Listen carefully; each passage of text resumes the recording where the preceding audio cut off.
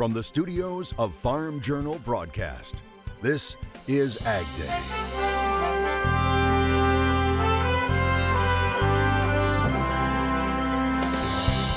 Coming up on AgDay, a farmer overcomes adversity, growing her operation into something pretty spectacular.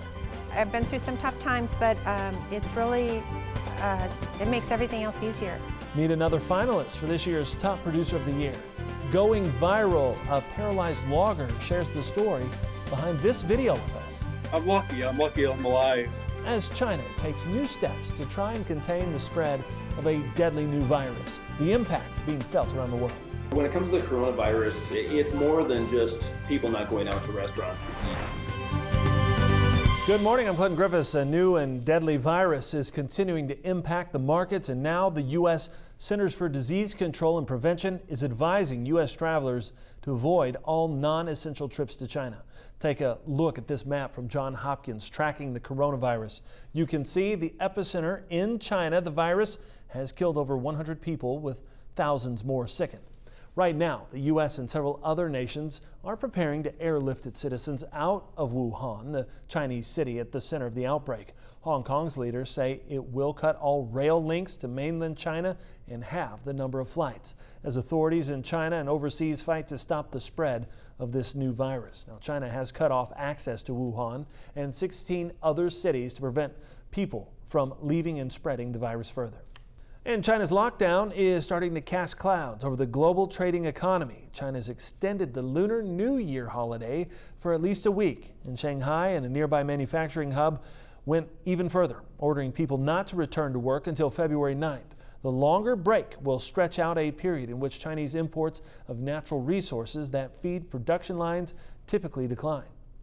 Here at home, the impact of the virus is being felt by the livestock markets. The cattle market having a little better day during Tuesday's trading session after Monday's steep losses. Cattle futures trading down at 3 to 4 month lows on Monday. Many contracts traded and closed down the daily limit. When it comes to the coronavirus, it's more than just people not going out to restaurants to eat because they're afraid of getting sick. It's also a logistics problem in China too, as they're shutting down some of the transportation. Yeah, people still have to eat, but if we're not getting fresh product to them, they just eat different things, different sources. Bossy says the funds are having a big impact on the cattle market too. There is a big beef deal in the works when it comes to China. Brazilian meat packer JBSSA and a parent company of Smithfield Foods have signed a big deal to bring more beef to China. JBS says the deal with WH Group will export more than $717 million worth of beef and poultry to the Chinese market. The first shipments of products under the agreement are scheduled to start sometime in the first quarter of this year. Happening later this morning, President Trump is scheduled to sign the new USMCA agreement into law. The agreement, replacing NAFTA, was approved by the Senate earlier this month. Mexico voted to approve the deal last year.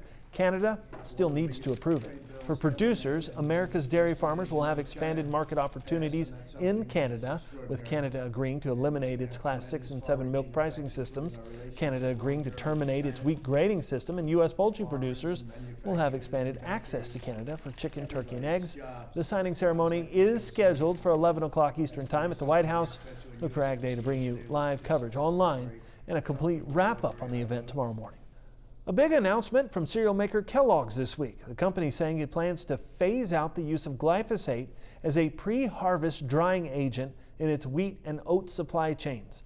Now, Kellogg's saying on its website that it is not a widespread practice, but it plans to phase it out by the end of 2025. It says it's also working with farmers through its Kellogg's Origins program to expand and invest in programs that focus on conservation practices and pest management. The nonprofit group As You Sow saying investor pressure and its filing of a shareholder resolution with Kellogg's helped move the company to make the changes.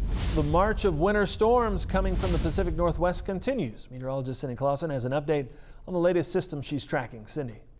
Yeah, Clinton, the Pacific Northwest has just been hit time and time again, system after system, and there's yet another one that's going to be moving in today, bringing some rain and higher elevation snow, especially along the far edge of that, right along the coastal area. But this one will move inland just a little bit as we get over the next day or so. And now it's time for your daily dose of cuteness, and this is a double dose today. Check out this picture we just had to share with you. Dwayne Faber of Bellingham, Washington, sharing this picture with us. His little girl getting a chance to kiss one of the cows. Just the perfect photo, and I seriously cannot get enough of it. Well, coming up in just a few minutes, we'll take a look at that national forecast. Clinton? All right, thanks. Now this video is going viral and touching hearts around farm country. A rural Wisconsin man being hoisted up into a piece of machinery because he's paralyzed from the waist down.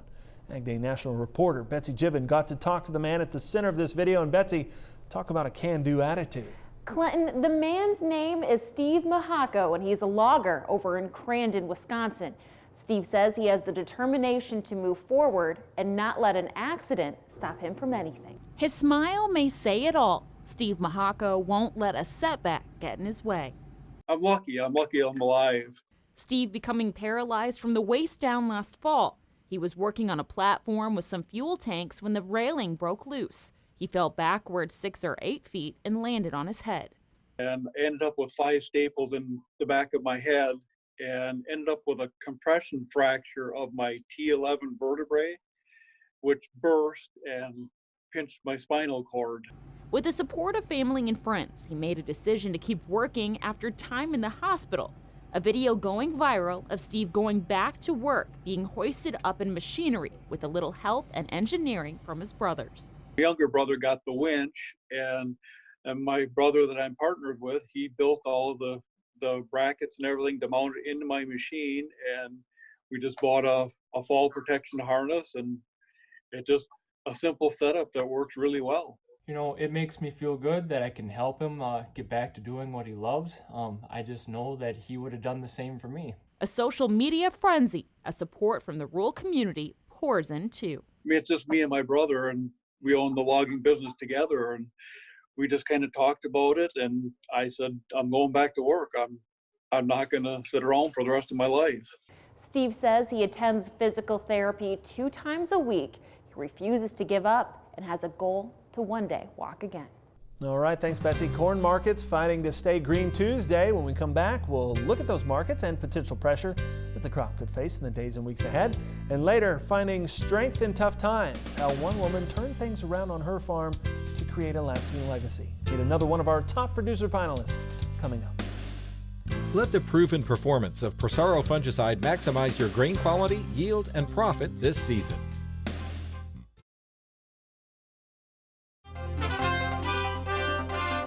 A potentially big dairy merger could be in the works. The Wall Street Journal reporting federal antitrust regulators are reviewing a potential merger between Dairy Farmers of America and Dean Foods. The newspaper reporting regulators are interviewing farmers and retailers about how a merger would shift the competitive landscape in dairy.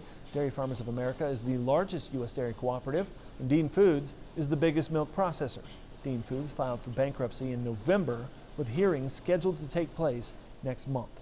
The USDA reporting a flash sale of 124,000 metric tons of corn to Mexico. Help support the market on Tuesday, but soybeans continuing to remain in the red. Here's an update from the CME. We've been mixed all day, with soybeans and wheat wanting to be just a little bit lower on the day, while corn has found a fairly significant amount of strength, up 5 or 6 cents at some points, and taking back a lot of yesterday's losses. So that's good news. On the coronavirus front, we've gotten maybe a little bit more friendly information here today, or maybe less scary information here today. You've got a number of health officials saying that this coronavirus deal is not as scary as the 2012 SARS-MERS incident that we had, in the fact that the mortality rate isn't as high, and that they do believe it could be more containable. So that's allowed things like corn to start to come up a bit, and so on and so forth. Now, soybeans haven't been as aggressive yet, although they have been the ones that have fallen off maybe the sharpest since the announcement of the coronavirus. There's a couple other things going on for soybeans. One, South American weather is pretty good at the moment as they get into harvest. We continue to be disappointed by the fact that China has not come in and started buying massive numbers of soybeans, especially on lower prices. Coming back from a day yesterday where we were limit down in a fair amount of the live or lean hog contracts, and we saw cattle under a fairly significant amount of pressure. For the most part, we've been able to post a little bit of positive gains after a fairly negative day yesterday.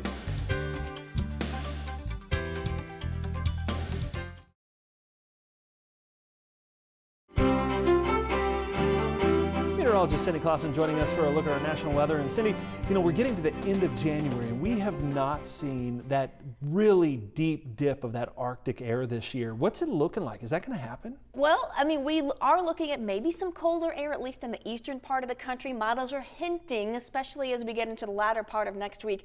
It has been somewhat confined to the very north central and very northeastern part of the country so far, but we'll see if those models stay true to their word and if that goes a little bit further to the south as we get into later next week. Let's look at today though and see what we have in store.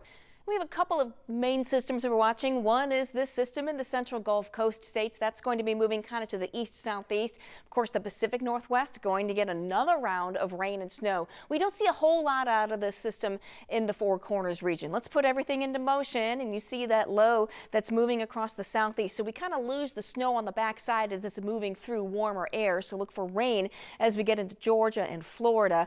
We have some mountain snow, maybe a little bit of lower elevation rain in the Four Corners region to start, but this system kind of starts to lose its oomph, if you will. Cold front continues to move into the inland parts of the Northwest, and as we head into the overnight hours that low starts to move off into the Atlantic. We've got the cold front moving into the further into the interior, so look for some snow in Montana back through Iowa and some rain and snow in parts of Oregon and California. High pressure settling into the Four Corners region, and we're also seeing that in the northeast. That's where we're going to see the coldest air as we get into the next 24 hours.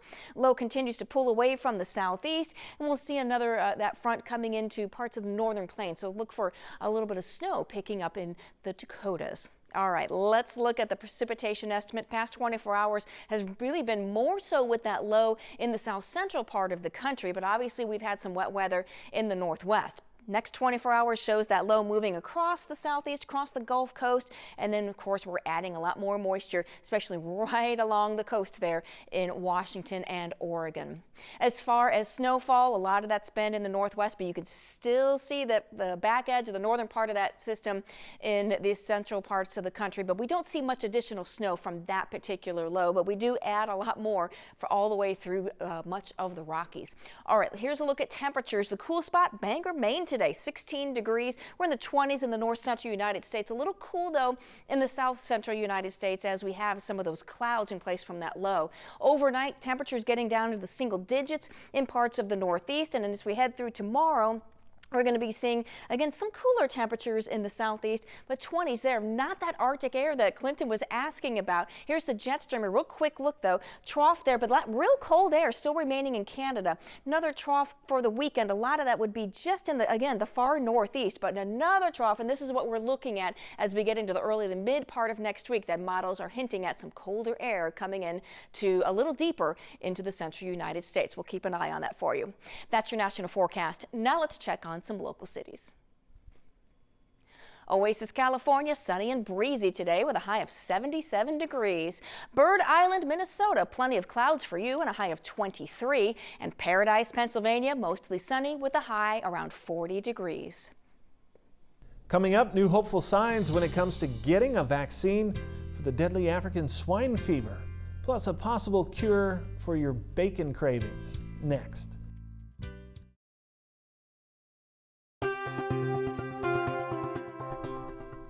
There's promising new research regarding African swine fever and new potential for an effective vaccine against the disease that's killed millions of hogs around the world. The update comes from the American Society for Microbiology. It says a recent study found both low and high doses of the vaccine currently in development were 100% effective against the virus. Currently, there is no commercially available vaccine against ASF, which has hit Eastern Europe and China hard. Farm Journal's Pork talked with the National Pork Board about what this could mean. Dr. Pyburn said the next step is that they need to find a company to come along and help support this vaccine financially. And so they need to be able to test this vaccine in larger groups of pigs. And once they do that, they're hoping that it could be within a few years. Researchers say more work needs to be done to meet regulatory requirements before that vaccine will be commercially released. But they say the new experimental vaccine shows promise against the current strain of the virus. If you fly in or out of Des Moines International Airport, you'll see these digital ads. They're being paid for by the National Pork Producers Council. The ad saying, quote, "Pork, you can't make it from plants unless you feed them to a pig first," unquote. There's also an ad that says, quote, "Pork, it comes from a pig, not Silicon Valley," end quote.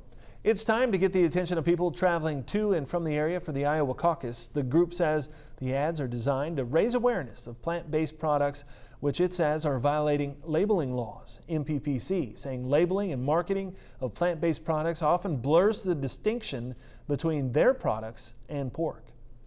Love bacon? There's now apparently a bacon patch you can wear to help you get your fix. The Telegraph newspaper in the UK reporting a company called Strong Roots has come up with this. Now the company's a plant-based food producer. It works similar to the nicotine patch. You put it on your arm and scratching it is said to give off the smell similar to cooked bacon. But apparently it's not designed to tempt you to eat more bacon, but to help you kill cravings for it. The patches are being tried out in the UK for now. Fearless. That's how some people might describe our next top producer finalist. See how she battled through tough times to keep her family's legacy going when we return.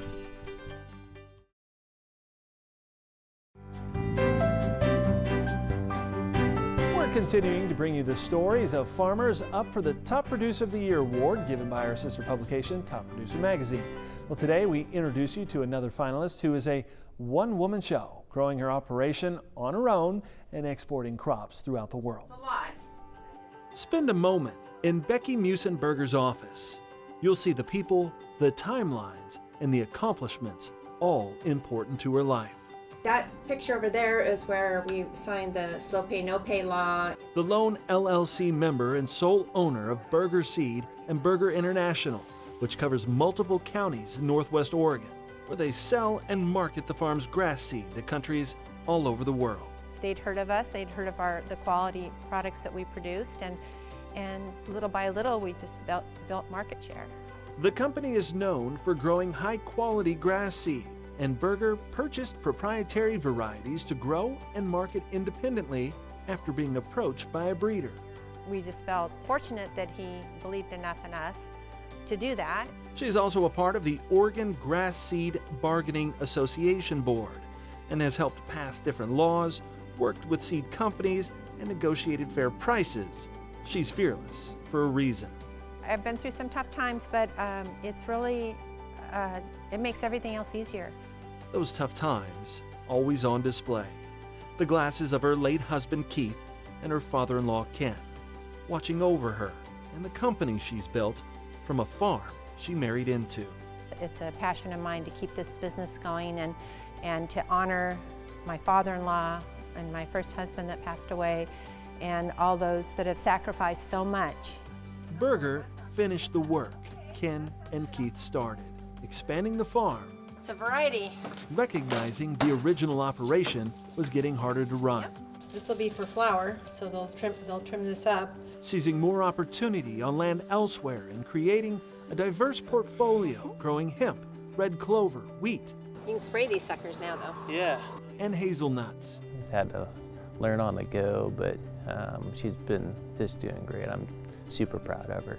Burger's banker refers to her as Wonder Woman, attributing her tenacity to finding solutions for even the hardest problems.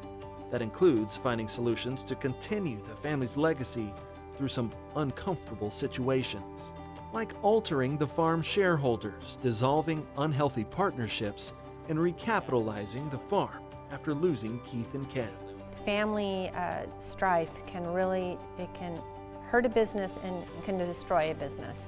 I really wanted my family to work together in a cohesive manner to further this farm, further the legacy.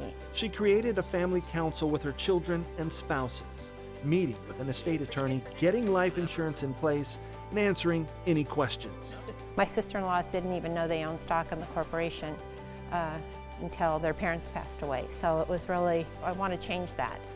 Today, Berger works on the farm with her new husband, Earl. We have cameras set up in the field, and we have cameras set up here, and you see people walking out with the hemp underneath their arms. With the strength of a businesswoman, she's had to become. She's had so many unforeseen challenges in her life, and she's always handled them with such positivity.